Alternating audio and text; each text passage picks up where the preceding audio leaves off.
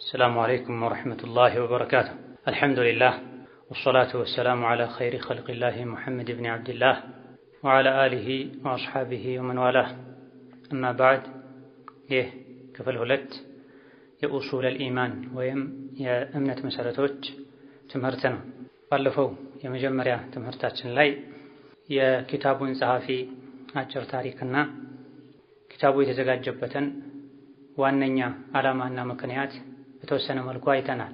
ስድስቱን የእምነት መሰረቶችን የተውሂድን ምንነትና የአላህን ተባረከ ወተዓላ ሐቅ ለሌሎች አሳልፎ ከመስጠት ከሽርክ የሚያስጠነቅቅ ለአላህ ተባረከ ወተዓላ የሚገቡ ከሱ ጋር የሚሄዱ ባህሪያትን የሚያስተዋውቅና ስለ ሌሎችም የእምነት መሰረቶች ስለ አኺራ ስለ መላእክቶች የሚዘረዝር መጽሐፍ ነው። ባለፈው ደርሳችን መጨረሻ ላይ ኪታቡ ከያዛቸው አሐዲቶች ውስጥ ሁለት ሐዲሶችን አይተናል። የመጀመሪያው ሐዲስ አላህ ተባረከ ወተዓላ ለጋራ ከሚሰራ ስራ በሙሉ የተብቃቃ ጌታ እንደሆነ፣ ሰዎች መልካም ስራ እንኳን ቢሰሩ በሰሩት መልካም ስራ ላይ ሌላን አካል ካጋሩበት ንያቸው ከተበላሸ ሶላቱን ሰደቃውን ለአላህም ለዝናና ሰዎች ዘንድ ተወዳጅነት ለማግኘትም ብለው ቀላቅለው ቢሰሩት አላህ እንደማይቀበል፣ መልካም ስራን ሰርቶ ከአላህ ውጪ ሌላ አካል በመልካም ስራው ያጋራ የቀላቀለ ሰው አላህ ተባረከ ወተዓላ ስራውን እንደማይቀበለው ስራውንም እሱንም እንደሚተወው የሚያሳይ ኢማሙ ሙስሊም ከአቡ ሁረይራ የዘገቡት ሐዲስ ነው። ሁለተኛው ሐዲስ እንደዚሁ ኢማሙ ሙስሊም ከአቡ ሙሳ አልአሽዓሪ የዘገቡት ሐዲስ ሲሆን አላህ ተባረከ ወተዓላ እንደማይተኛ ሚዛንን ፍትህን አንዴ ከፍ አንዴ ዝቅ እንደሚያደርግ እንደ ሰዎች ሁኔታ ሰዎች ቀን ላይ የሰሩት ስራ ከማታው በፊት ማታ የሰሩት ከቀኑ በፊት ሁሉም በወቅቱ ወደ አላህ እንደሚወጣ አላህ ተባረከ ወተዓላ በሰዎች አይን ዱንያ ላይ ማይታየው በብርሃን መጋረጃ ስለተጋረደ እንደሆነና አላህ ተባረከ ወተዓላ ሰዎች እንዳያዩት የሚያደርገውን መጋረጃ ቢገልጠው የፊቱ ብርሃን የደረሰበትን ቦታ በሙሉ የደረሰበትን ነገር በሙሉ ያቃጠል እንደነበረ የሚያሳይ ሐዲስ ነው። ከዛ ቀጥሎ ዛሬ የምናየው ሶስተኛው ሐዲስ ከአቡ ሁረይራ ረዲየላሁ ዐንሁ ወአርዳህ የተላለፈ ነው። ሐዲሱም ስለ አላህ ባህሪያት የሚናገር ሲሆን وعن ابي هريره رضي الله عنه مرفوعا አቡ ሁረይራ አላህ መልካም ስራቸውን ይወደድላቸውና መርፉዓን ከነብዩ አለይሂ ሰላቱ ወሰላም እንዳስተላለፉት ነብዩ አሉ የአላህ ተባረከ ወተዓላ ቀኝ እጅ መልአ ሙሉ ነው። ላ ተጊቡሃ ነፈቀቱን ምንም አይነት ስጦታ ወጪ አያጎድለውም። ላ ተጊቡሃ ሙሉ የሆነው እጁ እንዲጎድል እንዲቀንስ አያደርግም። ነፈቀቱን የተኛውንም አይነት ወጪ ቢያደርግ ቢሰጥ። ሰሓኡ አለይሊ ወነሃር ቀን ከሌሊት ያለመሰሰት በተከታታይ በቸርነት ቢሰጥ አይጎድልም እሱ ዘንድ ያለው። አረአይቱም አያችሁን ልብ ብላችኋልን ማ አንፈቀ አላህ ተባረከ ወተዓላ የሰጠውን منذ خلق السماوات والأرض ሰማይና ምድርን ከፈጠረበት ጊዜ ጀምሮ እስከ ዛሬ አላህ ተባረከ ወተዓላ ለሰዎች ለእንስሳቶች ያደረገውን የሰጠውን ልብ አላችሁ። فإنه ይሄን ሁሉ ማድረጉ መስጠቱ ለም يغض አልቀነሰም ما في يمينه ቀኝ እጁ ላይ ያለውን ጸጋ ኒዕማ ምንም እንዲጎድል አላደረገውም። ቢሰጥ አያልቅበትም። والقسط ሚዛኑ ፍትህ بيده الأخرى بالله በሌላኛው እጁ ላይ ነው ያለው። يرفع ሲፈልግ ከፍ ያደርጋል ويخفض ሲፈልግም ዝቅ ያደርጋል። أخرجاه ቡኻሪና ሙስሊም ዘግበውታል። በአንዳንድ ዘገባዎች የዱላሂ መልአ ተብሏል።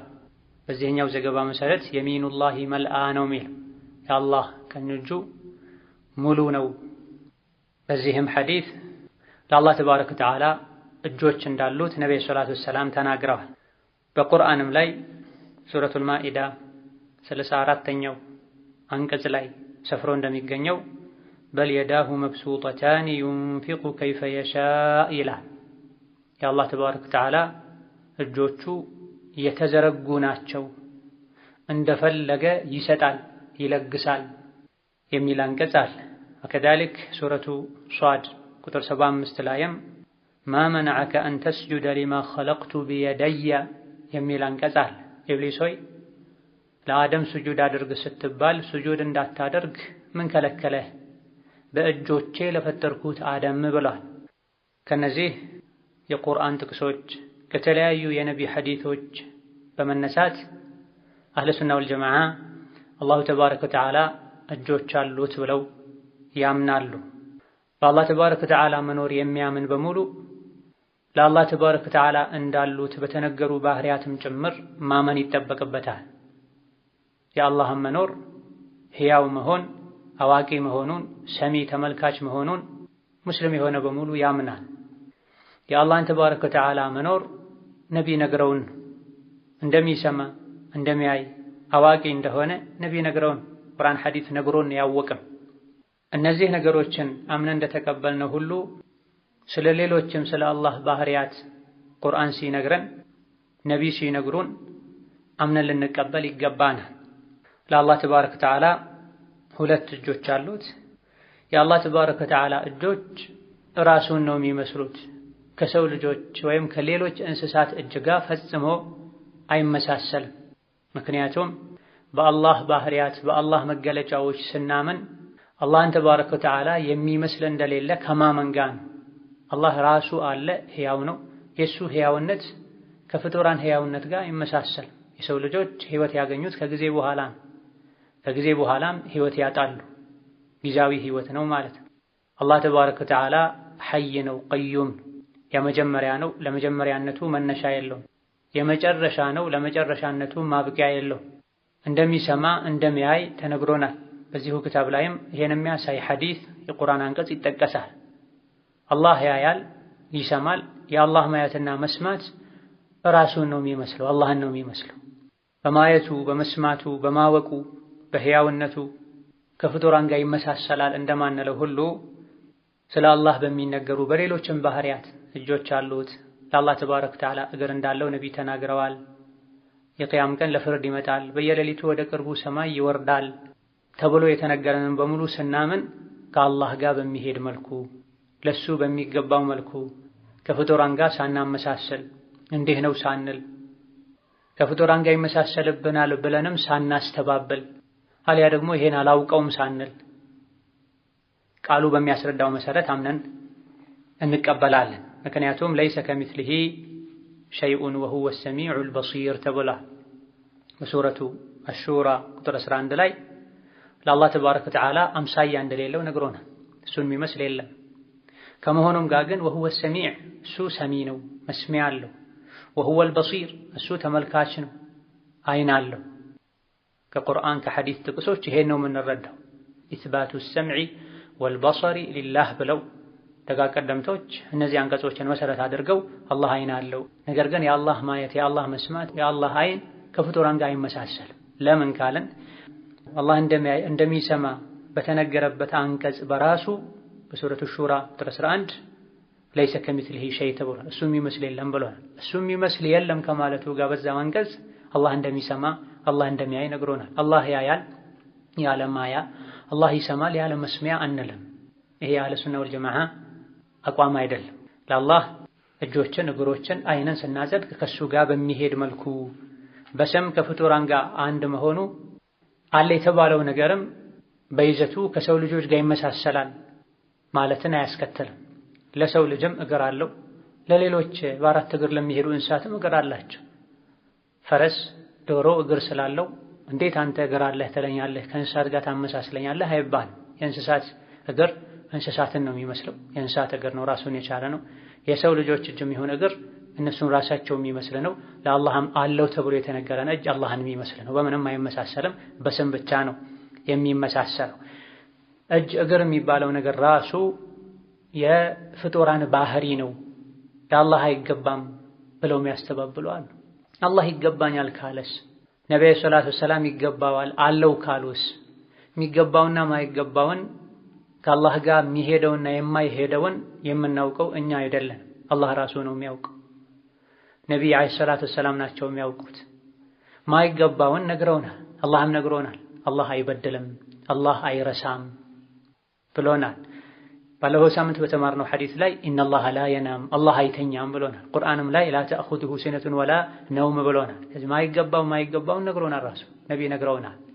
እጅ፣ እግር፣ ሌሎችም የአላህ ባህሪያት መገለጫ የሚባሉት ማይገቡት ቢሆኑ አላህ አይገባንም ብለን ነበር።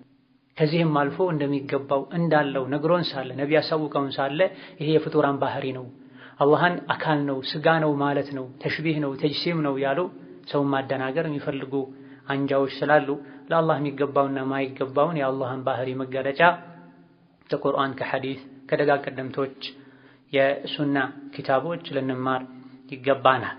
በዚህ ሐዲስ ላይ አላህ ተባረከ ወተዓላ ሁለት እጆች እንዳሉት ነቢይ ነግረውናል። የሚኑላሂ መልአ፣ የአላህ ቀኝ እጁ ሙሉ ነው። በአንዳንድ ዘገባዎች የዱላሂ መልአ፣ የአላህ እጅ ሙሉ ነው ተብሏል። የሐዲሱ መጨረሻ ላይ ደግሞ በሌላኛው እጁ ተብሏል። በአንዳንድ የኢማም ሙስሊም ዘገባዎች ደግሞ በግራ እጁ ተብሏል። ይሄ ወደ ኋላ ላይ ተመልሰን የምናየው ይሆናል። ለአላህ እጅ እንዳለው በዚህ ሐዲስ ከመነገሩም በተጨማሪ በእጁ ያለውን ሰፊ ሪዝቅ፣ ስጦታ፣ ኸይር አያይዘው ነግረውናል። ላ ተጊዱሃ ነፈቃ፣ ምንም አይነት ስጦታ የአላህን እጅ አያጎድለውም። እጁ ላይ ያለው ምንም አይጎድልም። ቀን ከሌሊት ቢሰጣል የሰው ልጆች በሙሉ ምድር ከተፈጠረችበት የሰው ዘር ምድር ላይ ከተገኘበት ዕለት ጀምሮ እስከ ቅያማ ቀን ድረስ ያሉ የሰው ልጆች በሙሉ አንድ ሜዳ ላይ ተሰብስበው ሁሉም ሓጃቸውን ፍላጎታቸውን ቢዘረዝሩ የሚያስፈልጋቸውን ቢጠይቁ ለሁሉም የተመኘውን የሚያስፈልገውን አላህ ቢሰጥ አላህ ዘንድ ያለው መርፌ ባህር ውስጥ ገብቶ ሲወጣ ይዞት የሚወጣውን ያክል እንኳ አይቀንስም ብለዋል ነብዩ ሰለላሁ ዐለይሂ ወሰለም። ወሁወል ገኒይ ቢዛቲሂ፣ አላህ በራሱ የተብቃቃ ጌታ ነው። ሌሎችም ተብቃቅተው እንዲኖሩ የሚያደርግ ጌታ ነው። ለሁ ማ ፊ ሰማዋቲ ወማ ፊል አርድ፣ ሰማይና ምድር ውስጥ ያለ በሙሉ የሱ ነው። እዛ ሰዎች፣ ጂኖች፣ ሁሉም ፍጥረታት የሚያስፈልጋቸውን ነገር የሚያገኙት ከሱ ዘንድ ነው። ሁሉን የሚሰጣቸው እሱ ነው። ሰማይና ምድርን ከፈጠረበት ጊዜ ጀምሮ እስከ ዛሬ የሰጠውን እስቲ ልብ በሉ አሉ ነብዩ ሰለላሁ ዐለይሂ ወሰለም። አረአይቱም፣ እስቲ አስቡ፣ ተመልከቱ፣ በአይነ ህሊናችሁ ቃኙ፣ ማ አንፈቀ ሙንዙ ኸለቀ ሰማዋት ወልአርድ፣ ሰማይና ምድርን ከፈጠረበት ጊዜ ጀምሮ እስከ ዛሬ የሰጠውን ያደረገውን እስቲ አስቡታ። ማ ዐንደኩም የንፈድ፣ እናንተ ጋር ያለ ነገር ያልቃል። ወማ ዐንደላሂ ባቅ፣ አላህ ዘንድ ያለ ደግሞ ይቀራል አያልቅም ብላ። የሰጠውን ቢሰጥ አላህ ዘንድ ያለው አያልቅም። ለሰው ለእንስሳት፣ ለምናውቃቸው ለማናውቃቸው ፍጡሮች በሙሉ የሚያበላው የሚያጠጣው እሱ ነው። ወማ ሚን ዳበትን ኢላ ዐለላሂ ሪዝቁሃ፣ ምድር ላይ አንዲት ተንቀሳቃሽ የለችም፣ ሰውም ይሁን ከሰው በታች ያለ ፍጡር፣ የብስ ላይ የሚኖርም ይሁን ባህር ውስጥ ሪዝቁ አላህ ላይ ነው ያለው። አላህ ነው የሚያበላው፣ አላህ ነው የሚያጠጣው። የሰው ልጅ የሚማረው የሚሰራው ጥሩ ኑሮ ለመኖር ነው። ነገር ግን የሚያኖረው አላህ ነው። የሰዎች እንቅስቃሴ ሰበብ ብቻ ነው። ስንትና ስንት የሥራ ፍላጎት፣ ጉልበት፣ ሙያ ያላቸው ነገር ግን የሚበሉትን ማያገኙዋል። ሌሎች ደግሞ ያልተማሩ የሥራ አቅም እንኳ የሌላቸው ፍላጎት የሌላቸው የተትረፈረፈ ሀብት ያላቸዋል። በአላህ ተባረከ ወተዓላ ሕክማ ጥበብ መሰረት ማለት ነው። አላህ ተባረከ ወተዓላ ሰሓኡል ለይሊ ወነሃሪ፣ ቀን ከሌሊት ሰጥተው ያውም በብዛት ሰጥተው ሪዝቁን እንደ ዝናቡ አዝንቦ እንኳ ምንም አይጎድልም እሱ ጋር ያለው። ሰዎች ሌት ተቀን ሁሌ እንዲሰሩ ትልቅ ሀብት ያላቸው ከመሆኑ ጋር በቃኝ ብለው ማይቀመጡበት አንዱ ምክንያት የሰው እጅ ላይ ያለ ነገር ሊያልቅ ስለሚችል ነው። አላህ እጅ ላይ ያለው መቼም አያልቅም። ፈኢነሁ ለም የጊድ ማ ፊ የሚኒሃ፣ ሰማይና ምድርን ከፈጠረበት ጊዜ ጀምሮ ለሰው ለእንስሳት ለሌሎችም እኛ ለማናውቃቸው ፍጡሮች የሰጠውን ተመልከቱ። አላህ ደግሞ የፈጠረውን ፍጡር ቁጥሩን ከአላህ ውጪ ማንም አያውቅም ከመሆኑም ጋር ከፍጥረታቱ ብዛት መስጠት ከጀመረበት ጊዜ ርዝመት አንጻር እንኳ እጁ ላይ ያለው ምንም አልቀነሰም። ወልቅስጡ ቢየዲሂ አልኡኽራ ቅስጥ ሚዛን አልያ ደግሞ ፍትህ በሌላኛው እጁ ነው ያለው። የርፈዑ ከፍ ያደርጋል፣ ወየኽፊዱ ዝቅም ያደርጋል። ባለፈው ሳምንት ስንማር ቅስጥን ሚዛን ብለን ፈሰረናል። አላህ ዘንድ ሚዛን አለ፣ የሰው ልጆች ሥራ የሚመዘንበት፣ የሰው ልጆች ሪዝቃቸው ተለክቶ ወደ ምድር የሚወርድበት። የርፈዑ የሰው ልጆችን ሥራ ወደ ላይ ከፍ ያደርጋል ሚዛን ላይ የሚሰፍረውን። ወየኽፊዱ ከዛው ሚዛን ተመዝኖ የሰው ልጆች በየቀኑ የሚመገቡት የሚረዘቁትን የሚደርሳቸውን ይልካል፣ ዝቅ ያደርጋል። ወይም ደግሞ ወልቅስጡ ቢየዲሂ አልኡኽራ ቅስጥ ማለት ፍትህ ማለት ነው። የርፈዑ ፍትህን አንዳንዴ ከፍ ያደርገዋል ወደሱ። ምድር ላይ ፍትህ ይጠፋል። ሰዎች ወንጀል ሲያበዙ፣ ግፈኛ መሪዎች ሲበዙ፣ በሰዎች ወንጀል መብዛት ምክንያት አላህን የማይፈሩ ፍትህ የሌላቸው ባለስልጣናት ህዝቡን ሲገዙ ያኔ ፍትህን ወደሱ ከፍ ያደርገዋል። ወየኽፊዱ ሰዎች ሲቶብቱ ሲስተካከሉ፣ መሪዎች ሲስተካከሉ፣ ጥሩ መሪዎች ሲሾሙ ደግሞ የኽፊድ ፍትህን ወደ ምድር ለቀቅ ያደርገዋል፣ ዝቅ ያደርገዋል። ፍትህ የሰላም የድሎት ሰበብ ነው።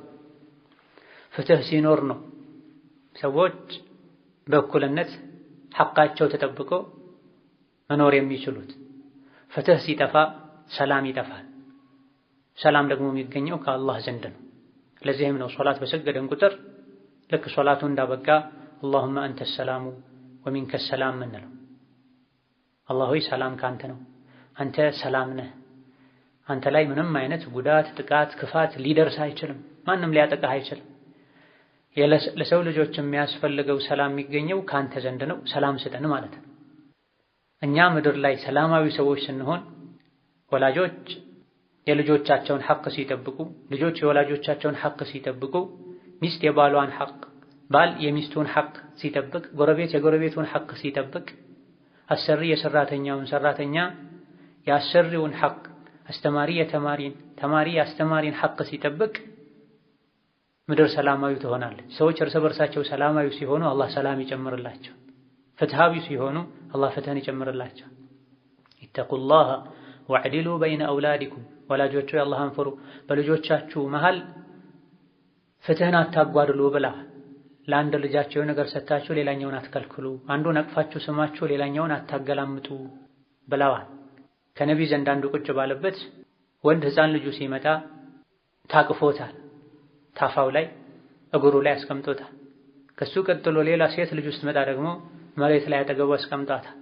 ይህን የነብዩ ሰለላሁ ዐለይሂ ወሰለም ሀላ ዐደልተ በይነሁማ ምነው ሁለቱንም እኩል አታቅፋቸውም እንዴ? በሁለቱ ፍትሃዊ አትሆንም እንዴ ባሉት ጊዜ እሷንም አንስቶ ታፋው ላይ ሲታቀፋት አሁን ነው ፍትሃዊ የሆንከው ብለውታል። በሌሎችም ጉዳዮች ላይ ፍትሃዊ እንድንሆን ሸሪዓ ያዛል። ምድር ላይ ሰዎች በሁሉም ነገር ፍትህን መሰረት አድርገው ሲጓዙ፣ ሲወዱ፣ ሲጠሉ፣ ሲቀርቡ፣ ሲርቁ፣ ሲናገሩ፣ ስለ ሰዎች ማንነት ለሌሎች ሲናገሩ ሐቁን የተናገሩ ራሳቸው ላይ እንኳ ቢሆን ጥፋተኛ ሲሆኑ ጥፋተኝነታቸውን ሲያምኑ ወለው ዐላ አንፉሲኩም አዊል ዋሊደይኒ ወልአቅረቢን ለወላጆች እንኳ ቢሆን ለዘመድ እንኳ ቢሆን ሸሪዓ ፍትህ በሚያዘው መልኩ ሲፈርዱና ሲናገሩ ምድር ላይ ፍትህ ይበዛል። ፍትህ ሲበዛ አላህ ተባረከ ወተዓላ የሰው ልጆች በሰላም እንዲኖሩ ያደርጋል። የፍትህን መንገድ ሲከተሉ ፍትህን ለቀቅ ያደርገዋል። ምድር ላይ እንዲኖር ሰዎች ፍትሃዊ እንዲሆኑ ያደርጋል። ፍትህን ሲያጎድሉ ደግሞ ፍትህ ይጠፋል ከምድር ላይ። ወልቅስጡ ቢየዲሂ አልኡኽራ የኽፊዱ የርፈዑ ወየኽፊዳል። በዚህ ሐዲስ ላይ ቢየዲሂ አልኡኽራ ሌላኛው እጁ፣ አንደኛው እጁ ቀኝ ይባላል። ሌላኛው ሁለተኛው እጁ ሌላኛው እጅ ነው የሚባለው። በዚህ ሐዲስ መሰረት ግራ አይባልም። ኢማሙ ሙስሊም ከአብዱላህ ብን ዐምር ባስተላለፉት ሌላ ሐዲስ ኢነል ሙቅሲጢነ ዐንደላሂ ዐላ መናቢረ ሚን ኑር ዐን የሚኒ ረሕማን ወኪልታ የደይሂ የሚን አለዚነ ያዕዲሉነ ፊ ሑክሚሂም ወአህሊሂም ወማ ወሉ ብለዋል። ፍትሃዊ የሆኑ ሰዎች የቅያም ቀን ከኑር በተሰራ ሚንበር ላይ ይቀመጣሉ عن يمين الرحمن ከአላህ በቀኝ በኩል ከዛ አስከተለው ወኪልታ የደይህ የሚን የአላህ ሁለቱም እጆቹ ቀኝ ናቸው። የቂያም ቀን ከብርሃን በሆነ መቀመጫ ላይ ከአላህ በቀኝ በኩል ይቀመጣሉ የተባሉ ሰዎች ሙቅሲጦች الذين يعدلون في حكمهم የተኛውንም አይነት ፍርድ ሲፈርዱ ፍትህን መሰረት አድርገው የሚፈርዱ የሚናገሩ ወአህሊሂም በቤተሰቦቻቸውም በትዳር አጋርም ይሁን በልጆቻቸው ጉዳይ ላይ ፍትሃዊ የሚሆኑ ኃላፊነት ስልጣን በተሰጣቸው ነገር ላይም በፍትህ የሚመሩ የሆኑ ሰዎች ናቸው። በኑር መቀመጫ ላይ ሚንበር ላይ ከፍ ብለው ከአላህ በቀኝ በኩል የሚቀመጡታ። እዚህ ሐዲስ ላይ ግን አስከተለው ምን አሉ? ወኪልታ የደይህ የሚን ሁለቱም የአላህ እጆች ቀኝ ናቸው። ምን ማለት ነው? ሁለቱም የአላህ እጆች ቀኝ ናቸው ማለት ከመስጠት አንፃር ከሙሉነት አንፃር ማለት ነው። ልክ እንደ ሰዎች አንድ ቀኝ እጅ ጠንካራ ጥሩ የሚወደድ ግራ እጅ ደግሞ ደካማ የመጥፎ የጉድለት ምሳሌ የሚደረግ አይደለም። ለአላህ ሲሆን ሁለቱም እጆቹ ልክ እንደ ቀኝ ናቸው። አንዱ ቀኝ ሌላኛው ግራ ቢባልም ቢሆንም ነገር ግን ከክብር አንፃር ከሙሉነት አንፃር የአላህ ሁለቱም እጆቹ ቀኝ ናቸው። ወኪልታ የደይህ የሚኑን ሙቅሲጦች ፍትሃዊ የሆኑ ሰዎች የቂያም ቀን ከአላህ በቀኝ በኩል ነው የሚቀመጡት ሲባል ግራው ልክ እንደ ዱንያ በደረጃ ዝቅ ያለ እንዳይመስል ወኪልታ የደይህ የሚናል ሁለቱም የአላህ እጆች የሚን ናቸው ቀኝ ናቸው የተከበሩ ናቸው ማለታቸው። ወልቅስቱ ቢየዲህ አልኡኽራ ፍትህ ሚዛን በሌላኛው እጁ ነው የሚለው ሐዲሱ እዚህ ያለው። ነገር ግን ሌላ ኢማሙ ሙስሊም ከአብዱላህ ብን ዑመር በዘገቡት ሐዲስ አላህ ተባረከ ወተዓላ የቂያም ቀን ሰማያትን ይጠቀልላቸዋል፣ ከዛም በቀኝ እጁ ይይዛቸዋል። እኔ ነኝ ንጉሱ፣ እኔ ነኝ ጀባሩ ኩራተኛው ይላል። ከዛ በኋላ ምድሮችን አልአረዲና ሰባት ምድሮችን ይጠቀልላቸዋል፣ በግራ እጁ ያደርጋቸዋል። ከዛም እኔ ነኝ ንጉሱ፣ እኔ ነኝ ኩራተኛው፣ የታሉ የአዱንያ ንጉሶች፣ የታሉ ኩራተኞች ይላል የሚል ሐዲስ አለ።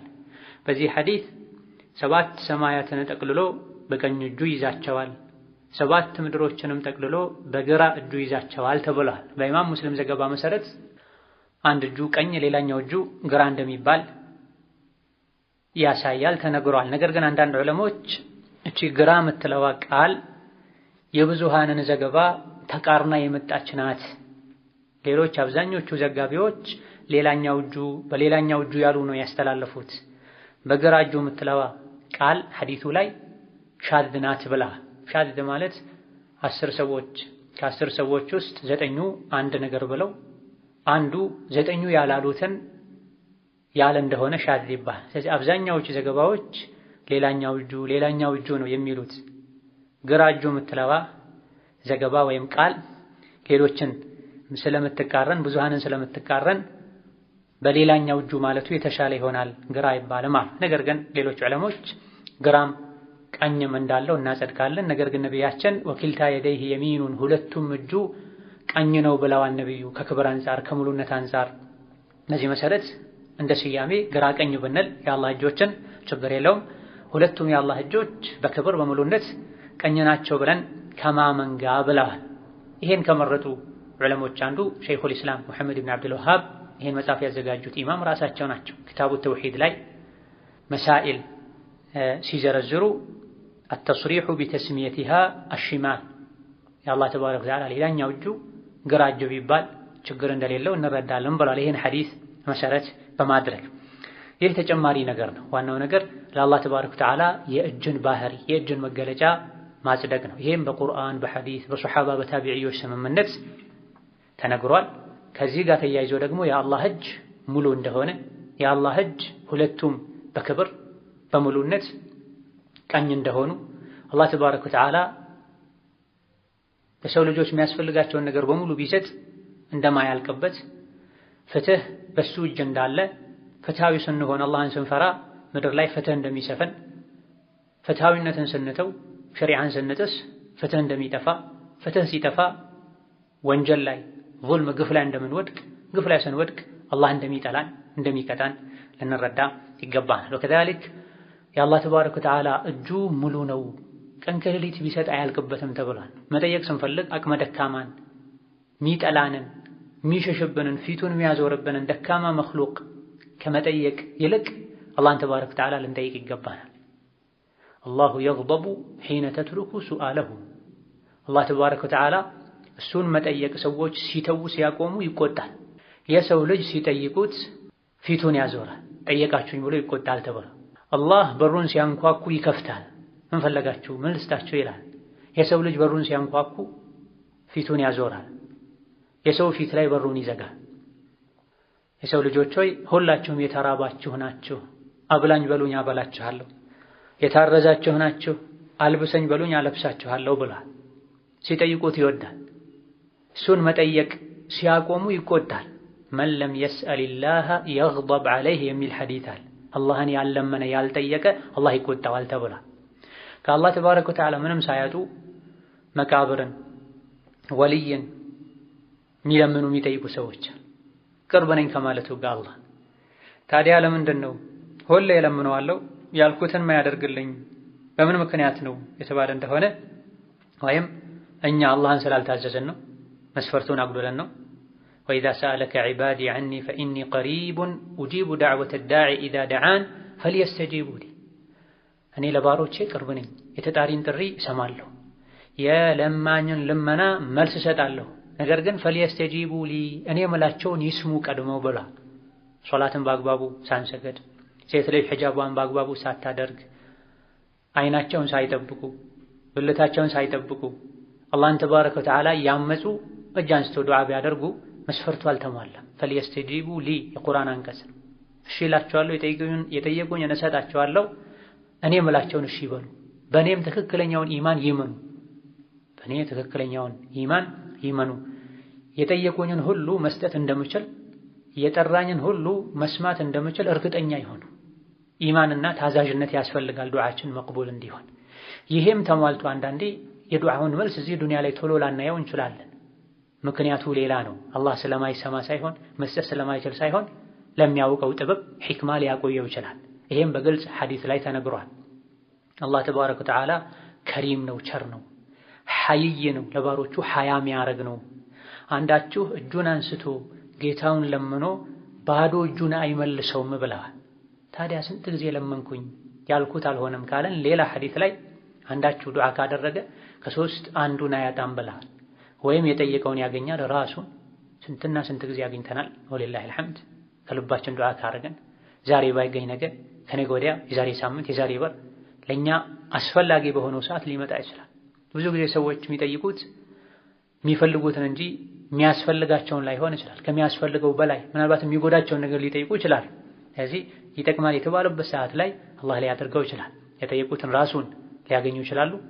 አሊያ ደግሞ ለአኺራ ሊቀመጥላቸው ይችላል። ጀዛው መጾም፣ ሰደቃ መስጠት፣ ቁርአን መቅራት አጅር እንደሚያስገኘው ሁሉ እጅ አንስቶ አላህን መለመንም አጅር ያስገኛል። ዒባዳ ነው። አጅሩ ለአኺራ ይቀመጣል። ሁለተኛ ሶስተኛው ምን ቢያጡ በዱዓቸው ሊመጣባቸው ሊደርስባቸው የነበረን በላ ሙሲባ፣ የባሰ አደጋ አላህ ይከላከልላቸዋል።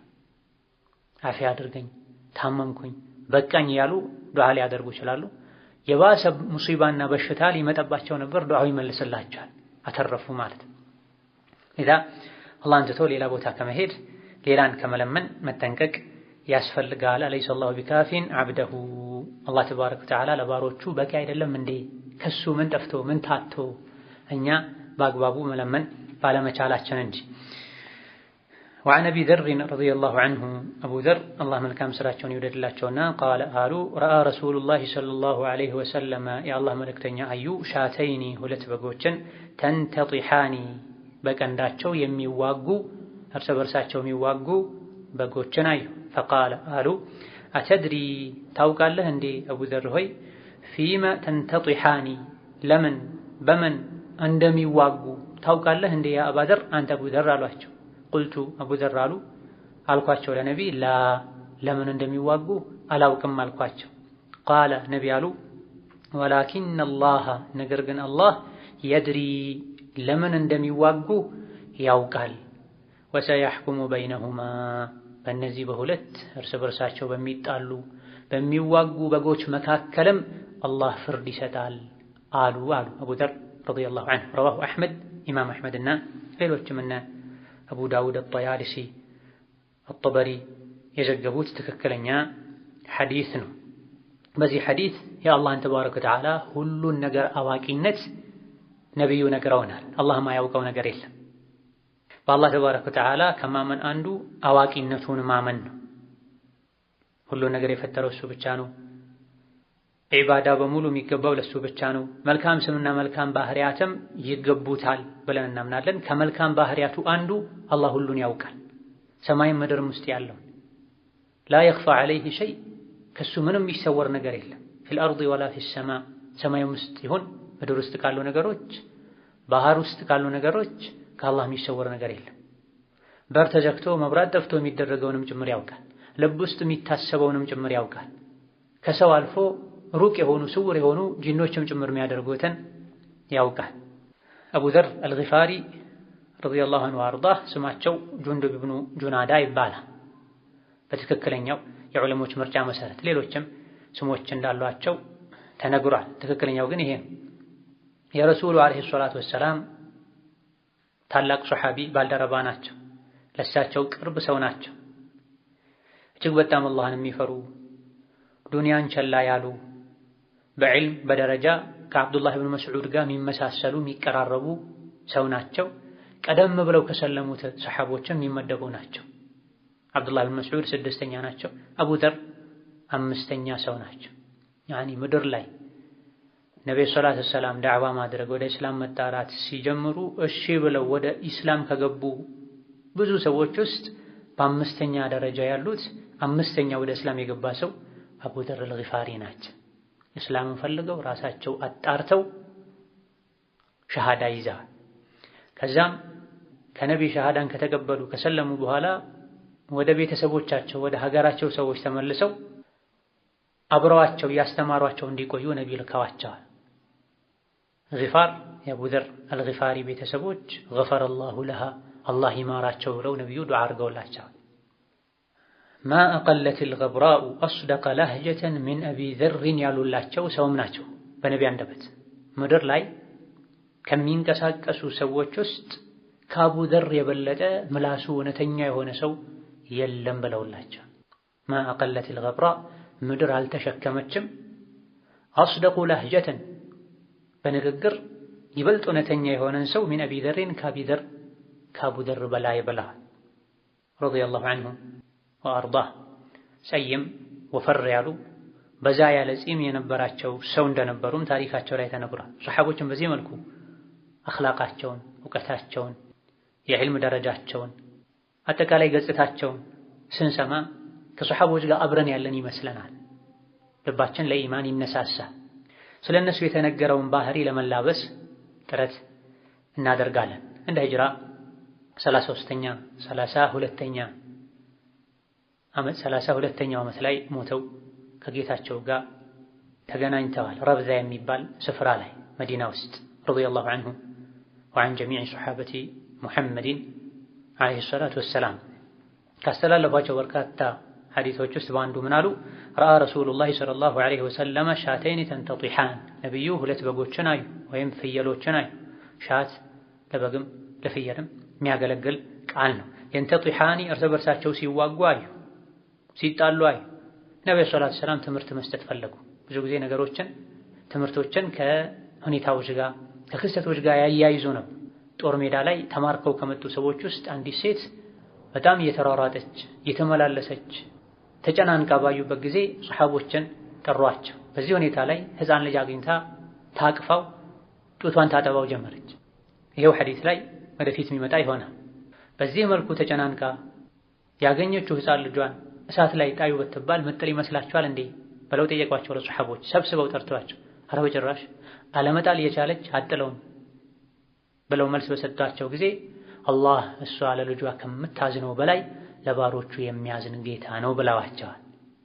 ማይረሳ ትምህርት ይሆናል በዚህ መልኩ ያስተማሯቸው ትምህርት። እዚህም ጋር በግና በግ ወይም ፍየልና ፍየል ሲጣሉ ባዩ ጊዜ ለምን እንደሚጣሉ ለምን እንደሚዋጉ ታውቃለህ እንዲያሉ ቁልቱ ላ እኔ አላውቅም።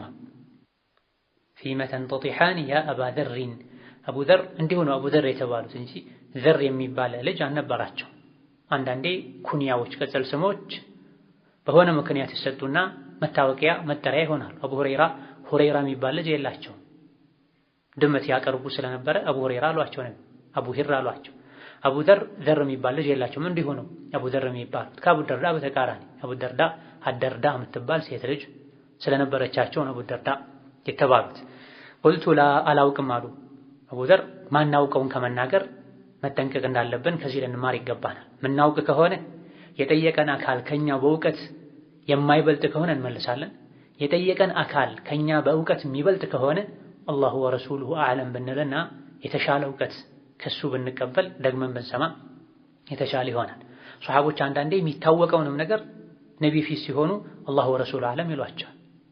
አንዳንዴ ስለማያውቁት በትክክል አላህ መልእክተኛው እንጂ የማያውቁት ነገር ስለሆነ አላሁ አዕለም ይላሉ። ቁልቱ ላ እኔ አላውቅም አሉ። በትክክልም እንስሳት ናቸው፣ በግ ወይም ፍየል ናቸው። ለምን እንደሚዋጉ አያውቁም። ነቢዩ ሰለላሁ ዐለይሂ ወሰለም ቃል አሉ ወላኪን አላህ የድሪ አላህ ግን ያውቃል አሉ። ማወቅ የአላህ ባህሪ። ቁርአን ላይ ሐዲስ ላይ አላህ የተወሰፈው በመሰረቱ በስም ደረጃ በወስፍ ደረጃ ዒልም በሚለው ነው። ወላሁ የዕለሙ ማ ፊ ሰማዋት ኢነላህ ዓሊሙን አልዓሊሙ በሚል ነው የተገለጸው። ዲራያ ለአላህ ተባረከ ወተዓላ ራሱን የቻለ ወስፍ ተደርጎ አልተነገረም። አላህ ለምሳሌ አዳሪ አይባልም፣ አልዓሊም ይባላል። አዳሪ ግን አይባልም። በስም ደረጃ አብዱ ዳሪ ብለን ስም ማውጣት አይገባም። አብዱል ዓሊም ብለን ግን ስም ብናወጣ፣ አብዱል ዓለም ብለን ስም ብናወጣ ችግር አይኖርም። ዲራያ ግን በዕልም ውስጥ የሚካተት ባህሪ ነው። ዕልም እውቀት የሚለው የሚያካተተው ነው። ወላኪን አላህ የድሪ አላህ ያውቃል ለምን እንደሚዋጉ ማወቅ ብቻም አይደለም። ወሰየሕኩሙ በይነሁማ በሁለቱ መሃልም ይፈርዳል። በበግና በግ መሃል አላህ ፍርድ ይሰጣል። ለዚህም ነው በሌላ አቡ ሁረይራ በዘገቡት ሐዲስ ለቱአዱነ አልሑቁቀ ኢላ አህሊሃ የውመል ቂያማ ነው። እያንዳንዳችሁ ሐቆችን መብቶችን ወደ ባለቤቶቻቸው የቅያም ቀን ትመልሳላችሁ። ዛሬ ዱንያ ላይ ባትመልሱ ብትክዱ የቅያም ቀን መመለሳችሁ አይቀርም። ሐታ ዩቃደ ሊሻቲል ጀልሓኢ ሚነ ሻቲል ቀርናኢ አይደለም ሰው የሰውን ሐቅ ወስዶ ክዶ አኺራ ላይ ዝም ሊባል ሊረሳ አይቀርና ቀንድ ያላት በግ ቀንድ የሌላትን በግ ዱንያ ላይ ወግታ ከሆነ ሐቋን እንድታገኝ ይደረጋል። ቀንድ ያልነበራት ቀንድ ተደርጎላት ዱንያ ላይ በቀንዷ የወጋቻትን በግ ወይም ፍየል እንዲወጋ ይደረጋል ብሏል ነብዩ ሰለላሁ ዐለይሂ ወሰለም። ለቱአዱነ አልሑቁቅ ያ ቀን ሳይመጣ በፊት ዛሬ ሐቆችን መልሱ። የሰረቀው ንብረት ሊመልስ፣ የሰው ስም ያጠፋ በሌለበት ስሙን ያጠፋ የሌለበትን የለጠፈ እዚሁ ዱንያ ላይ ሊያስተካክል ይገባል። ካልሆነ ግን አኺራ ላይ ወርቅ ብር ካሳ በሌለበት ዕለት ከአካላችሁ ከስጋችሁ አኺራ ላይ ትከፍላላችሁ። የበደላችኋቸው ሰዎችን ወንጀል ትሸከማላችሁ። በእነሱ ጥፋት ትቀጣላችሁ። ከሰው አልፎ ለእንስሳት ሁሉ ሐቃቸው እንዲመለስ ይደረጋል ተብሏል። ብዙ ጊዜ ሰዎች ይጨቃጨቃሉ፣ ይጣላሉ፣ እርስ በርሳቸው ይወነጃጀላሉ። አንተ ነህ እንዲህ ያልከው፣ አንቺ ነሽ እንዲህ ያደረግሽው፣ አንተ ጋር ነው ጥፋቱ፣ አንቺ ጋር ነው ጥፋቱ ይባባላል። አይተማመኑም ጥቂት አላህን የሚፈሩ ሰዎች ካልሆኑ በስተቀር። በዚሁ ምክንያት ሰዎች እርስ በርሳቸው አንዱ ሌላኛውን በዳይ፣ አንዱ ሌላኛውን ጨካኝ፣ አጥፊ አድርገው በጥላቻ እየተያዩ ይኖራል። የቅያም ቀን ማን ነበረ ትክክለኛ ጥፋተኛው በዳዩ? ያኔ አላህ ተባረከ ወተዓላ ይፈርዳል። وعن أبي هريرة رضي الله عنه أبو هريرة الله መልካም ስራቸውን ይወደድላቸውና أن رسول الله صلى الله عليه وسلم يا الله መልእክተኛ قرأ هذه الآية ይሄን አንቀጽ አነበቡ። ቀጥሎ ያለውን إن الله يأمركم الله ያዛችኋል أن تؤدوا الأمانات አደራዎችን አማናዎችን እንድትመልሱ إلى أهلها ወደ ባለቤታቸው አደራዎችን ወደ ባለቤታቸው ወደ ባለ ሐቁ እንድትመልሱ ያዛችኋል የሚለውን አንቀጽ ቀሩ። ኢላ ቀውሊሂ አንቀጹን ሙሉውን ቀሩት እስከሚለው ድረስ ኢነላሃ ካነ ሰሚዐን አላህ ተባረከ ወተዓላ ሁሉን የሚሰማ በሲራ ሁሉን የሚያይ ጌታ ነው እስከሚለው ድረስ ቀሩ። የሱረቱ አኒሳ 58ኛውን አንቀጽ ወየضዑ ኢብሃመይሂ አውራ ጣታቸውን እያስቀመጡ ዐላ ኡዙነይሂ ጆሮአቸው ላይ ወለቲ ተሊሃ ከአውራ ጣት ቀጥሎ ያለውን አመልካች ጣትን ደግሞ እያስቀመጡ ዐላ ዐይነይሂ አይኖቻቸው ላይ እያስቀመጡ አላህ ሰሚ ነው፣ አላህ ተመልካች ነው የሚለውን አንቀጽ አነበቡ። ረዋሁ አቡ ዳውድ ኢማም አቡ ዳውድ ወብኑ ሒባን ኢብኑ ሒባን ወብኑ አቢ ሓቲም ኢብን አቢ ሓቲም የሚባሉ የሐዲስ ዘጋቢዎች ጸሐፊዎች ዘግበውታል፣ አስተላልፈውታል። ሐዲሱ ሰነዱ ትክክለኛ የሆነ ሐዲስ ነው። በዚህ ሐዲስ አላህ ተባረከ ወተዓላ መስሚያ እንዳለው፣ አይን እንዳለው፣ ሁሉን እንደሚያይ፣ ሁሉን እንደሚሰማ መንገር ነው የተፈለገው። የአላህን ተባረከ ወተዓላ ማየት፣ የአላህን መስማት ለአላህ ተባረከ ወተዓላ አይን እንዳለው መስሚያ እንዳለው በተጨባጭ ሰዎች በሚገባቸው ቋንቋ እንዲረዱ የሚያደርግን ድርጊትን ፈጽመዋል፣ አሳይተዋል። ሰሚዐን በሲራ ሲሉ አውራ ጣታቸውን ጆሮ ላይ፣ አመልካች ጣታቸውን አይናቸው ላይ አስቀምጠዋል። መስማት ሲባል ይሄ እናንተ የምታውቁት መስማት፣ ማየት ሲባል ይሄ እናንተ የምታውቁት ማየት ለማለት ነው እንጂ አላህ ተባረከ ወተዓላ መስሚያው ይሄን ይመስላል፣ አይኑ ይሄን ይመስላል ለማለት ፈጽሞ አይደለም። ኢስባቱ ሲፈቲ ቢልኢሻራ ይባላል። ይሄ ደጋግ ቀደምቶች ዘንድ ይታወቃል። የአላህን ባህሪ ሰዎች በደንብ እንዲረዱት የሆነ ምልክት ያሳያሉ። ምልክት ሲያሳዩ ለአላህ አለው ተብሎ የተነገረው መገለጫ ይሄን ይመስላል ለማለት ሳይሆን ይሄ እናንተ የምታውቁት ራሱ ባህሪ ለአላህ አለው፣ ግን የእናንተና የአላህ ይለያያል ለማለት ነው። አላህ ያያል፣ አላህ ይሰማል አሉ። አላህ ማያ አለው፣ አይን አለው፣ መስሚያ አለው የሚለውን አንቀጽ ሲያነቡ ማየት መስማት ይሄ እናንተ የምታውቁት ማየት መስማት ነው ለማለት በእጃቸው አሳዩ። እንደዚህ ይሰማል እንደዚህ ያያል ግን ለማለት በጭራሽ አይደለም። በሌላም አጋጣሚ ላይ ነቢያችን ሰለላሁ ዐለይሂ ወሰለም አላህ ላይ መሆኑን ለማመላከት አመልካች ጣታቸውን ወደ ሰማይ አንስተዋል። አላሁመ ፈሽሀድ አላሁመ ፈሽሀድ፣ ሰማይ ያለኸው አላህ ሆይ መስክር፣ ሰማይ ያለኸው አላህ ሆይ መስክር፣ ህዝቦቼ መልእክትህን አድርሰሃል እያሉኝ ነው ብለዋል። ወደ ሰማይ እያዩ አላህ ላይ መሆኑን ለማሳየት አመልካች ጣታቸውን አንስተዋል። ላይ መሆኑን ለማሳየት፣ ላይ የመሆኑን ባህሪ ለማጽደቅ። አላህ ይሰማል፣ አላህ ያያል። ማየት መስማት ሲባል ሌላ ትርጉም ያለው እንዳይመስላችሁ።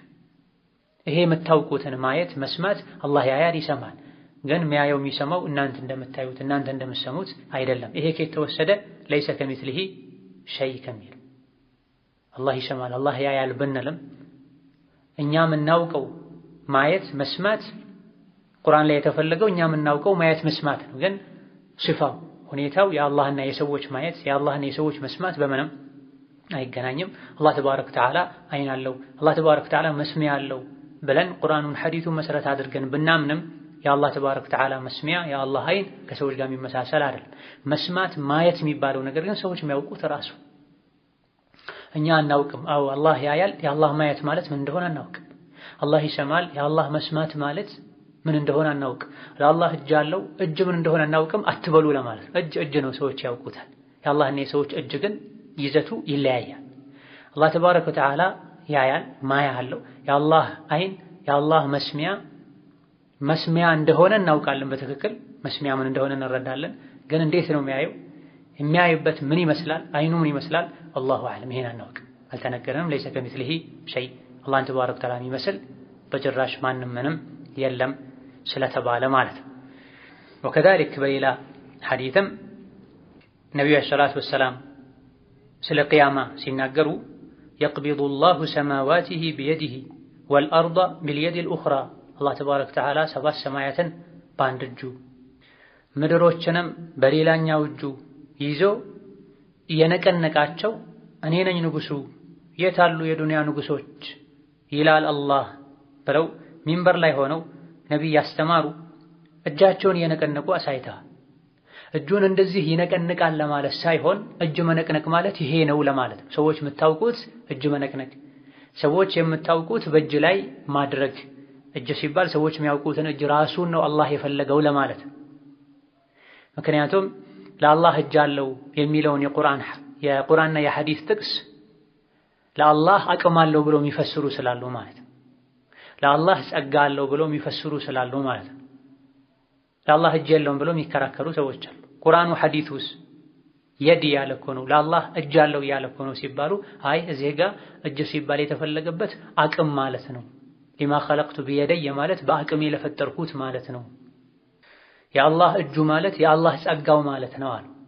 ይሄን ማን አለ? ነቢ ብለዋል አላሉም። ሱሐቦች ብለዋል አላሉም። ኢማሙ ሻፊዒ፣ ኢማሙ አሕመድ፣ አቡ ሐኒፋ፣ ኢማም ማሊክ ብለዋል አላሉም። ከየት አመጣችሁት? ከሶስተኛው ከአራተኛው ክፍለ ዘመን በኋላ የአላህን ስምና ባህሪያት አምነን አንቀበልም፣ ለአላህ ባህሪያት ካሉት ከፍጡራን ጋር ይመሳሰላል የሚል አመለካከት ያላቸው ከዝናቡ ሸሽተው አሸንዳ ላይ የሚቆሙ ሰዎች የአላህን ባህሪ ካጸደቀን አላህን ከፍጡራን ጋር እናመሳስላለን ብለው አለኝ ያለውን ባህሪ ግን የመካድ ወንጀል ላይ የወደቁ ሰዎች ያመጡት ፈሊጥ ነው እንጂ ሱሐቦችም ታቢዒዎችም ይሄን ብለው አያውቁም። ስለዚህ ነብዩ ሰለላሁ ዐለይሂ ወሰለም ሚንበር ላይ ሆነው ሰማይና ምድርን እጁ ላይ ይዞ ይነቀንቃል ሲሉ እጃቸው ሚንበር ላይ ሆነው ነቅነቀው ያሳዩት እንደዚህ ይነቀንቃል ለማለት ሳይሆን እጅ ማለት ይሄ ነው፣ መነቅነቅ ማለት ይሄ ነው። ግን የእጁ ሁኔታ ያነቃነቁ ሁኔታ አላህን ነው የሚመስለው፣ የሰው ሰውን ነው የሚመስለው። ነገር ግን ቁርአኑ የወረደው በአረብኛ ነው። በአረብኛ የምታውቁት እጅ ነው እጅ ሲባል የሚነገራችሁ። በአረብኛ የምታውቁት መናገር ነው አላህ ይናገራል ተብሎ የሚነገራችሁ። በአረብኛው የምታውቁት መስማት ነው ማየት ነው። በአረብኛው የምታውቁት መስሚያና አይን ነው ስለ አላህ እየተነገራችሁ ያለው። ቋንቋው በሚያስረዳው መሰረት እጅ ከተባለ እጅ ነው እኛ የምናውቀው እጅ በእጅ ደረጃ ማለት ነው። ነገር ግን ለአላህ ሲሆን የምናጸድቀው እጅ አላህን የሚመስል ነው። የምናጸድቀው መሳቅ አላህን ራሱን የሚመስል ነው። ለአላህ የምናጸድቀው ማንቀሳቀስ መነቅነቅ አላህን ራሱ የሚመስል ነው። አህያም መጣ ይባላል፣ ሰውም መጣ ይባላል። ሁለቱም በስም ደረጃ መምጣት የሁለቱም ያመጣጥ ሁኔታ ይለያያል። አላህም የቂያም ቀን ይመጣል እሱንም ይመስል በየሌሊቱ ወደ ቅርቡ ሰማይ ይወርዳል። ከሱ ጋር በሚሄድ መልኩ ከፍጡራን ጋር በምንም መልኩ አይገናኝም። ለዚህም ነው አላህ በየሌሊቱ ወደ ቅርቡ ሰማይ ይወርዳል የሚለውን ቡኻሪ ሌሎችም ያስተላለፉት ትክክለኛ ሐዲስ አንቀበልም። ለምን ሲባሉ አላህ የሌሊቱ መጨረሻ ላይ 1/3ኛው ሲቀር ወደ ቅርቧ ሰማይ ይወርዳል ካለን ሐዲሱ ትክክል ከመሆኑ ጋር ቡኻሪ የዘገቡት ከመሆኑ ጋር ትክክል ከሆነ ኢትዮጵያ ላይ ሌሊት 10 ሰዓት ሲሆን አሜሪካ ላይ፣ ጃፓን ላይ፣ ቻይና ላይ ሌሊት 10 ሰዓት አይሆን፣ ሌሊት 8 ሰዓት አይሆን። አንዳንዶቹ ቀን ይሆናል፣ አንዳንዶቹ ማለዳ ይሆናል፣ አንዳንዶቹ እኩለ ሌሊት ወይም 4 ሰዓት ይሆናል። እንዴት ነው ታዲያ የሚወርደው አሉ። የአላህ ሥራ እንዴት ነው አይባል። ለሰው ሲሆን ነው በአንድ ሰዓት በአንድ ጊዜ ኢትዮጵያም አሜሪካም አፍሪካም አይሆንም የሚባለው ሰው ሲሆን። አላህ ሲሆን ግን የአላህ ተባረከ ወተዓላ ሥራ የአላህ ሁኔታ በሁሉም ነገር ሙሉ በሙሉ ከሰዎች የተለየ ነው። ነብዩ ሰለላሁ ዐለይሂ ወሰለም ትክክለኛ በሆነ ሐዲስ አላህ የሌሊቱ መጨረሻ ላይ ወደ ቅርቧ ሰማይ ወርዶ ማን ነው የሚለምነኝ፣ ማን ነው ምህረት የሚጠይቀኝ ይላል ብለዋል። የነቢ ሐዲስ ነው። ይወርዳል። መውረድ ማለት ምን እንደሆነ እናውቃለን። የሚወርደውም ራሱ ነው፣ ረሕመቱ አይደለም፣ መላኢኮች አይደለም። የተሳሳቱ ሰዎች እንደሚሉት ረሕመቱ ነው የሚወርደው፣ መላኢካው ነው የሚወርደው። መላኢካ ወርዶ ነው ማን ነው ምህረት የሚጠይቀኝ የምምረው የሚለው። መላኢካ ቢሆን አላህ ይላችኋል የሚለውን መጨመር ነበር። ረሕመቱ ቢሆን ረሕመቱ የሚወርደው እስከ አንደኛው ሰማይ ብቻ አይደለም። አንደኛው ሰማይ ላይ ወርዶ ተንጠልጥሎ ለኛ ምን ያደርግልናል? ረሕመቱ ቢሆን ምድር ያወርደዋል። ረሕመቱ ደግሞ የሚወርደው የሌሊቱ መጨረሻ ላይ ብቻ አይደለም። 24 ሰዓት ረሕመቱ እንደወረደ ነው። ያለ ረሕመቱ ለቅጽበት መኖር መተንፈስ አንችልም። ስለዚህ አላህ ራሱ ነው ወደ ቅርቧ ሰማይ የሚወርደው። ታዲያ ቅድም የተባለውስ አንድ ሀገር ቀን አንድ ሀገር ላይ ረፋድ ይሆናል ሰዓቱ። ይሄ ከይፍያ ነው፣ እንዴት ተብሎ አይጠየቅም። የአላህ ባህሪ እንዲህ ይሄን ካልንማ አላህ እንዴት ነው የሚናገረው? አላህ እንዴት ነው የሚያየው? አላህ እንዴት ነው የሚሰማው? ወደ ማለት እንሄዳለን። አላህ ይሰማል ከሱ ጋር በሚሄድ መልኩ፣ ያያል ከሱ ጋር በሚሄድ መልኩ። እጆች አሉት ከሱ ጋር የሚሄዱ እሱን የሚመስሉ ለሱ የሚገቡ እጆች። ሰማይ ምድርን ይነቀንቃል የቂያም ቀን በእጆቹ ያደርጋል ከሱ ጋር በሚሄድ መልኩ። እኛ ግን እንዲገባን መነቅነቅ ማለት ይሄ ነው፣ መስማት ማለት ይሄ ነው፣ ማየት ማለት ይሄ ነው። አይን የሚባለው ይሄ አይን ነው፣ እኛ የምናውቀው አይን ነው። ግን አላህ ጋር ያለው ለአላህ የምናጸድቀው አይን ማየት አላህን ራሱን የሚመስል ነው እንላለን። ይሄ እጅግ በጣም ወሳኝ የሚባል ደክመን ችለን ልንማረው ልንረዳው የሚገባ ነጥብ። ተውሂዳችን፣ ኢማናችን፣ እስላማችን የሚስተካከለው ይሄን ነጥብ በሚገባ ስንረዳ። ስለ ቁርአንና ሐዲስ ስለ አላህ ባህሪያት ሲነገረን ትንሽ የሚዘገንንን ምንደናገጥ ግራ የምንጋባ ከሆነ ስለ ሐላል ሐራም ስለ እስትንጃ ስለ ውዱእ ሲነገረን ፈታ ምንል ከሆነ ትልቁን ትተን ለትንሹ ትልቅ ትኩረት ሰጥተናል ማለት። ስለ አላህ ባህሪያት ስለ አስማኡ ሲፋት ስለ ዐቂዳ ሲነገር እንቅልፍ የሚጫጫናቸው ሰዎች ሁሉ አሉ። የዐቂዳው ጣዕም ስላልገባቸው በትክክል ቢገባን 24 ሰዓት ሁሌ ስለ ዐቂዳ ስለ አላህ ደጋግሞ ቢነገረን እንመኛለን። የአሕካሙ የህግጋቱ ሌላው እንዳለ ሆኖ ማለት አሕካሙ ህግጋቱ ሶላቱ ጾሙ ጠሃራው የዐቂዳ ማሟያ ነው። ዐቂዳችን ካልተስተካከለ በቀን 5 ጊዜ ውዱእ ብናደርግ 10 ጊዜ ውዱእ ብናደርግ ሱና ሶላት ስንሰግድ ብንውል 1000 ጊዜ ሱብሃንአላህ ሱብሃንአላህ 1000 ጊዜ አልሐምዱሊላህ አልሐምዱሊላህ ብንል ዋጋ አይኖረው። ስለዚህ መሰረቱ ዐቂዳ ነው እምነት ነውና እምነት ነክ ጉዳዮችን ያልገባንን እንዲገባን የምንችለውን ሁሉ አድርገን ልንረዳ ስለ አላህ ባህሪያት ሲነገረን ከፍጡራን ጋር ማመሳሰል መስሎ ከታየን እንዲህ አይነት ችግር ገጠመኝ እንዴት ነው ይሄን ማስወገድ የምችለው ብለን ጠይቀን ልንረዳ እንጂ ከእንደዚህ አይነት ነጥቦች ልንሸሽ አይገባን። ነዓም እድሜያቸው በጣም የገፋ ዒልምን ምንም ያልቀመሱ አዲስ ወደ ኢስላም የገቡ ሰዎች ለምሳሌ እዚህ ጋር ነብዩ ሰለላሁ ዐለይሂ ወሰለም እጃቸውን አውራጣታቸውን ጆሮአቸው ላይ አመልካቹን አይናቸው ላይ ያስቀምጡ የሚለውን ከዕልሙ 100% ሩቅ ለሆነ ሰው በዚህ መልኩ ማስረዳት አይገባም።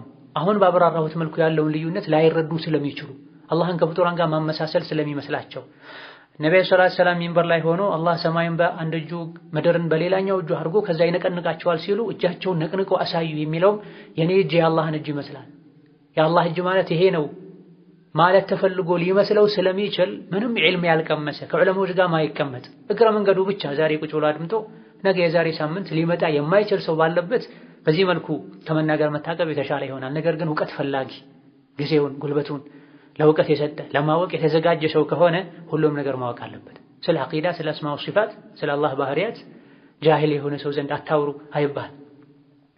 ቀድሞ ይሄን ሊያውቅ ይገባዋል። የአላህ ስምና ባህሪያት ግልጽ ናቸው። የውዱእ አደራረግን የእስትንጃ አደራረግን የዘካ አወጣጥን የጀናባ የሐይድ ትጥበትን እንደምናውቀው እንደምንረዳ ሁሉ እነዚህንም ልንረዳቸው የምንችላቸው ቀላል ግልጽ ነጥቦች ናቸው። ከሌሎቹ በላይ ቅድሚያ ሰጥተን ልናውቃቸው የሚገቡ ነጥቦችም ጭምር ናቸው። ይሄን ካላረገን እኛ ከሸሸን ሌሎች ይጫወቱብናል። ለአላህ ያለውን ባህሪ የለውም ይሉናል። ለአላህ የሚገባውን አይገባውም ይሉናል። ዘመኑ ጀህልና የተስፋፋበት ጃሂሎች በድርቅና በድፍረት ብቻ ቡኻሪ ሙስሊም የዘገቡትን ሐዲስ የለም ትክክል አይደለም ضعيف ነው ዑለሞች እንዲህ ብለው ፈሰሩታል ያሉ የሚፈላሰፉበት ዘመን ላይ ደርሰናል። ከዚህ በጅታ ምንድነው ዐቂዳችንን መጠበቅ የምንችለው ስንማር ትክክለኛ የሆነውንም ያልሆነውንም የሚያሳውቁ የነቢ ሐዲሶችን ስንቀራ ነው። ዛሬ ደርሳችን የመጨረሻው ሐዲስ ስለ አላህ ተባረከ ወተዓላ ገይብ አዋቂነት የሚነገርበት ሐዲስ ሲሆን ሐዲሱን አብዱላህ ብን ዑመር ያስተላለፉት ሐዲስ ነው። ወዐን ኢብኒ ዑመር ረዲየላሁ ዐንሁማ አብዱላህ ብን ዑመር ለእሳቸውም ለአባታቸውም አላህ መልካም ስራቸውን ወዶ ይቀበላቸውና አነ ረሱለላህ ሰለላሁ ዐለይሂ ወሰለም ቃል የአላህ መልእክተኛ አሉ መፋቲሑል ገይቢ ኸምሱን የሩቅ ሚስጥር እውቀት ቁልፎች 5 ናቸው። ላ ያዕለሙሃ ኢለላሁ አላህ እንጂ ማንም አያውቃቸው። አንደኛው ላ ያዕለሙ ማ ፊ ገዲን ነገ የሚሆነውን ነገር አያውቅም ኢለላህ አላህ እንጂ። ወላ ያዕለሙ ማ ተጊዱል አርሓሙ ማህፀን ውስጥ ያለውን ነገር አያውቅም ኢለላህ አላህ እንጂ። ወላ ያዕለሙ መታ ያእቲል መጠሩ መጠር ዝናብ መች እንደሚመጣ አያውቅም አሐዱን ማንም ኢለላሁ አላህ እንጂ።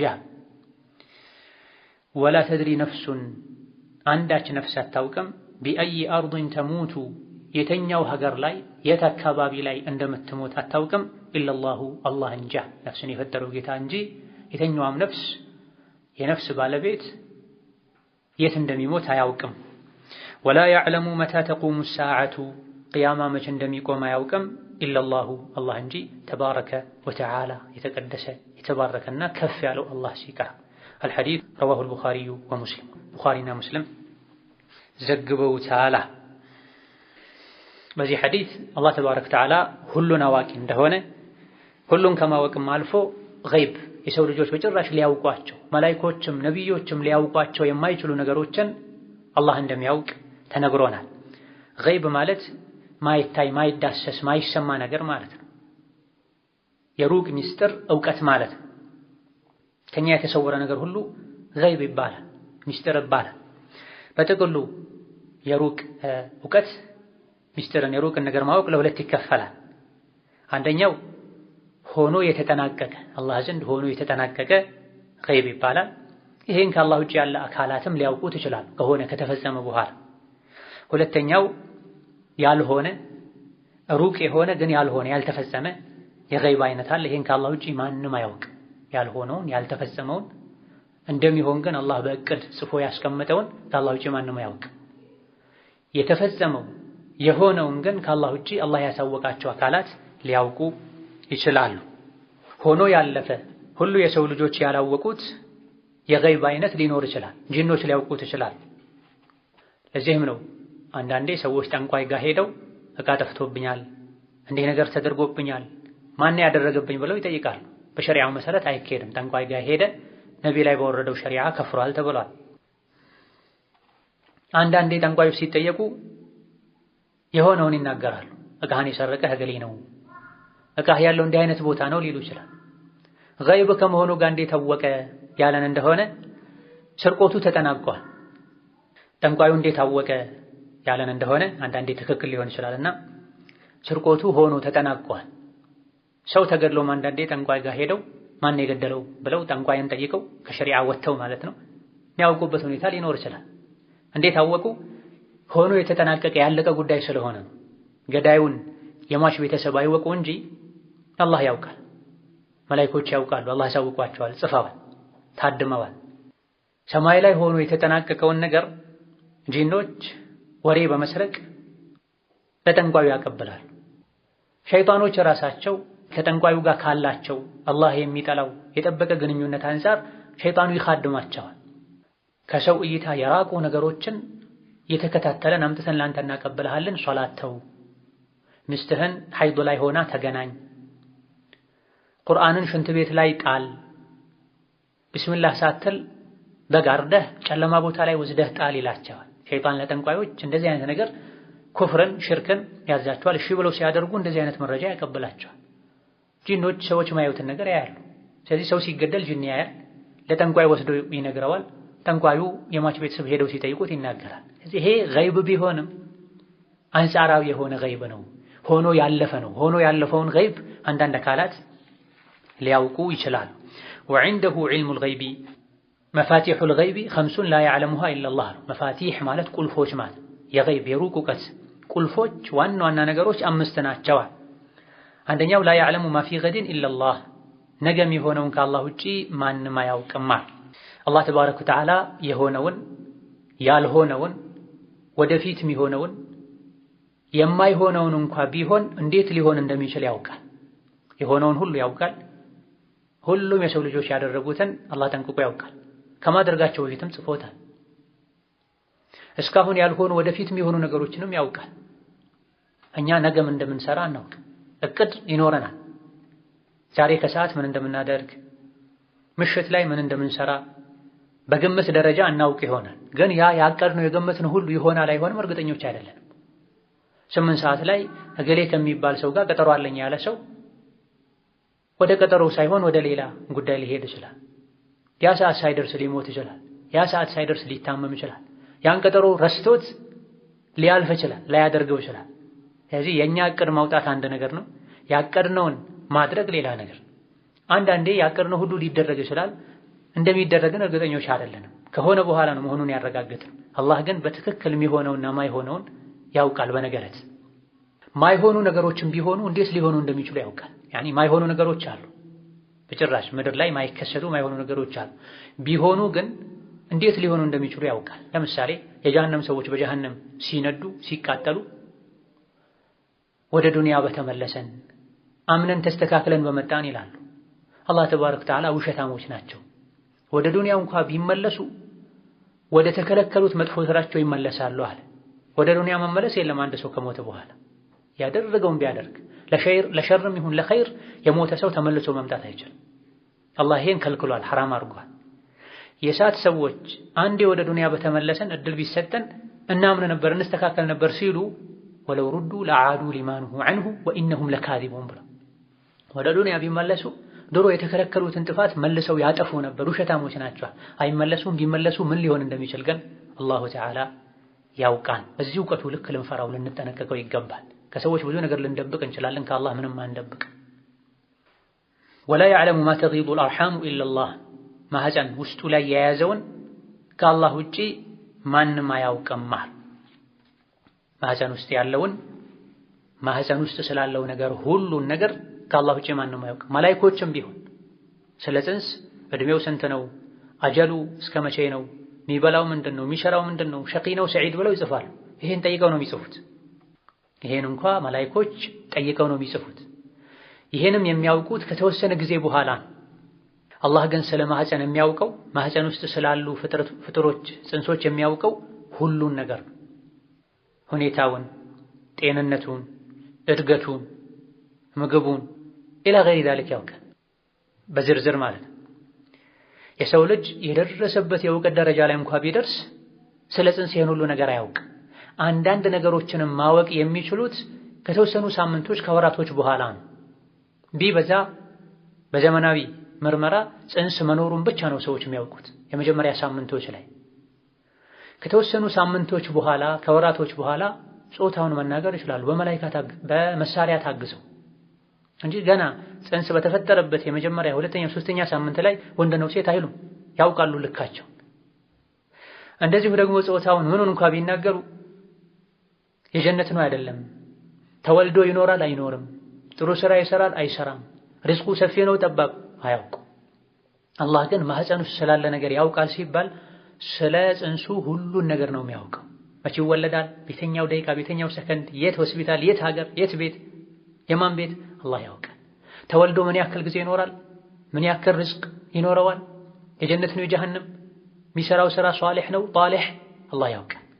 እናውቃለን የሚሉ የጤና ባለሙያዎች የሚያውቁት ጾታን ነው። የሚወለዱበትንም ቀን አያውቁም። ጾታንም የሚያውቁት ከተወሰነ ጊዜ በኋላ። የዛሬ ሳምንት ትወልጃለሽ ነው ትባላለች። ከዛ በኋላ 3 4 5 ሳምንታት ያልፋል። የዛሬ ሳምንት 15 ቆይተሽ ምጥ ካልጀመረሽ ነይ ይላሉ። በሶስተኛው ቀን ምጥ ጀምሯት ትሄዳለች። አላህ ግን ስለ ጽንሱ ሁሉንም ነገር ነው የሚያውቀው። እሱ የማያውቀው የለም። ስለዚህ ማህፀን ውስጥ ያለውን አላህ እንጂ ማንም አያውቅም ይላል ሐዲሳችሁ። ግን ይኸው ዛሬ በዘመናዊ መሳሪያ ሐኪሞች የጽንስን ጾታ እያወቁ ነው ይባላል። አንድ ነገር ነው ያወቁት፣ እሱንም ከጊዜ በኋላ ነው፣ እሱንም በመሳሪያ ታግዘው። ጽንሱን ያወቁት ከጊዜ በኋላ አላህ ሳውቋቸው። ሌላ ኢማም ሙስሊም ከአብዱላህ ብን መስዑድ በዘገቡት ሐዲስ አንዳችሁ የፍጥረቱ መነሻ የሆነው የዘር ፈሳሽ እናቱ ማህፀን ውስጥ ለ40 ቀን የዘር ፈሳሽ ሆኖ ይቆያል። ከዛ በኋላ የረጋ ደም ሆኖ ለ40 ቀን ይቆያል። ከዛ በኋላ የታኘከ ስጋ መስሎ አንድ የሚጎረስ የታኘከ ስጋ መስሎ ለ40 ቀን ይቆያል። ከነዚህ ከ3 40ዎች በኋላ አላህ ተባረከ ወተዓላ መላኢካ ወደ ሴት ልጅ ማህፀን ይልካል። እሱ በሚያውቀው መልኩ መላኢካ አብሮን አለ። አሁንም በተለይ የዒልም ቦታ ላይ አብሮ መላኢካ አለ። ጁምዓ ቀን ላይ ለጁምዓ የሚገቡ ሰዎችን በር ላይ ቆሞ መላኢካ ይመዘግባል ብለውና ነብዩ ሰለላሁ ዐለይሂ ወሰለም። ቀን ከሌሊት ስራ ስንሰራ አብሮን ከቀኝ ከግራ መላኢካ አለ፣ ግን አናያቸው። ገይብ ነው፣ በመላኢካ እናምናለን። ወከዛሊክ የጽንስ መላኢካ ይባላል። 3 40ዎች የዘር ፈሳሽ ማህፀን ላይ ካረፈበት ቅጽበት ጀምሮ 3 40ዎች ሲያልፉ 120 ቀናት አካባቢ ሲያልፉ መላኢካ ወደ ማህፀን ይላካል። 4 ነገሮችን እንዲጽፍም ይታዘዛል። ስራውን፣ ሲሳዩን፣ ርዝቁን፣ አጀሉን፣ እድለኛ ነው እድለቢስ የሚለውን እንዲጽፍ አላህ ያዘዋል። በአንዳንድ ዘገባዎች መላኢካው ልክ ሲታዘዝ አይ ረቢ ጌታዬ ሆይ ዘከሩ ነው ኡንታ ይሄ ጽንስ ወንድ ነው ሴት ብሎ ይጠይቃል። ሸቂዩ ነው ሰዒድ ምን ብዬ ልጻፈው? እድለኛ ነው እድለቢስ? ሪዝቁስ ምንድነው? አጀሉስ እድሜውስ እስከ መቼ ነው? ምን ብዬ ልጻፍ ብሎ መላኢካው ይጠይቃል። እነዚህ በዘመኑ እናውቃለን ጾታውን እንንገርሽ የሚሉትም ማወቅ የሚችሉት ከዚህ ጊዜ በኋላ ነው፣ በመሳሪያ ታግዘው። አላህ ግን ገና የዘር ፈሳሹ ማህፀን ላይ ጠብ ሲል አላህ ያውቃል። ከዛ በፊትም ፋጢማ፣ ሐፍሳ፣ መሐመድ፣ አብዱላህ ምን እንደሚወልዱ አላህ ያውቃል። እነዚህ ግን የሚያውቁት ከጊዜ በኋላ ነው። አንዳንዴ ያውቀናል ያሉትም የተሳሳተ ይሆናል። በ6ኛ በ7ኛ ወር ሴት ልጅ ነው ያረገዝሽው ይሏታል። 8ኛ ወር ላይ ወንድ ሆነ ይሏታል። ያው ጽንስ ሁለት ጊዜ ተቀይሮ ነው ጾታውን ቀይሮ ነው ወይስ እነሱ ተመሳስሎባቸው ነው? በተለይ የመሳሪያ ድክመት ያለባቸው ባረጁ መሳሪያዎች፣ በተዛቡ በሚዋዥቁ መሳሪያዎች የሚጠቀሙ ንግግራቸውም እንደዛው የዋዠቀ ይሆናል። ላንቺም ለነሱም የሚሻለው ዝም ማለት አላህ ተባረከ ወተዓላ የፈጠረውን ሲመጣ መቀበል። ወላ يعلم ما تغيض الارحام الا الله ولا يعلم متى ياتي المطر الا الله احد الا الله ዝናብ መቼ እንደሚመጣ ከአላህ ውጪ ማንም አያውቅም። አሁንስ የተነገረ አይደለም ወይ? ቅድም እንዳልነው ዝናቡ ከተፈጠረ በኋላ የሚያውቁትም በመሳሪያ ታግዘው ብዙ ጊዜ ያሉትም ትክክል ካለመሆኑ ጋር ይህ እንዳለ ሆኖ እነሱ የሚያውቁት ዝናብ ሊመጣ እንደሚችል ነው፣ ግምት ነው። አህዋሉን አይተው እውቀት አለው፣ ራሱን የቻለ የሚጠና እውቀት አለ። ያን እውቀት አጥንተው አህዋሎችን አየሮችን አይተው ሊተነብዩ ሊናገሩ ይችላሉ። ሙስሊሞች ሲሆኑ ቢመሺአቲላህ በአላህ ፈቃድ ይላሉ። ሙስሊም ካልሆኑ አላህን የማያውቁ እንደዚህ አይነት ቦታ ላይ ዝናብ ይጥላል፣ ትንሽ የተሻሉት ይጥላል ተብሎ ይጠበቃል ይላሉ። እንደጠበቁት አይሆንም። ቢናገሩ እንኳ ስለሚወርደው ዝናብ በጥቅሉ እንደሚወርድ ይናገሩ እንጂ እንደሚዘንብ ይናገሩ እንጂ ስንት ሰዓት ይጀምራል ስንት ሰዓት ያበቃል አያውቁም። የተኛው አካባቢ ላይ በዛ ያለ፣ የተኛው አካባቢ ላይ ከፍተኛ፣ የተኛው አካባቢ ላይ ዝቅተኛ ዝናብ ያገኛል በትክክል አያውቁም። ግምታቸው ከዚህ እስከዚህ ሰዓት ይዘንባል ያሉት ቀኑን ሙሉ ሲዘንብ ይውላል። እገሌ የሚባለው ከተማ ይዘንባል ያሉት ከሱ በመቶ ሜትሮች ርቆ ሊዘንብ ይችላል። ስለዚህ የሚያውቁት ትንሽ ነገር ነው። እሱም በመሳሪያ ታግዘው በግምት ተነስተው ግምትን መሰረት አድርገው ነው የሚናገር። አላህ ግን በትክክል ነው። አላህ ይዘንባል ካለ ይዘንባል። የሚዘንበው ዝናብ መጠን አላህ ዘንድ የታወቀ ነው። ወላ ተድሪ ነፍሱን ቢአይ አርድን ተሙቱ ኢለላህ፣ አንዲት ነፍስ የት ሀገር እንደምትሞት አታውቅም አላህ እንጂ። ይሄ ትክክል ነው።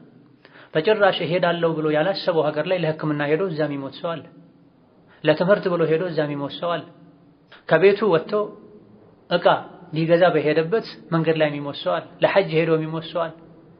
መቀበረው እዚህ ነው ከአባቴ ከአያቴ ጎን ብሎ መቃብር አመቻችቶ ሳለ ማያውቀው ሀገር ሄዶ የሚሞት ሞቶ ጫካ ውስጥ ሞቶ ሬሳውን አውሬ የሚበላበት ሁኔታ አለ።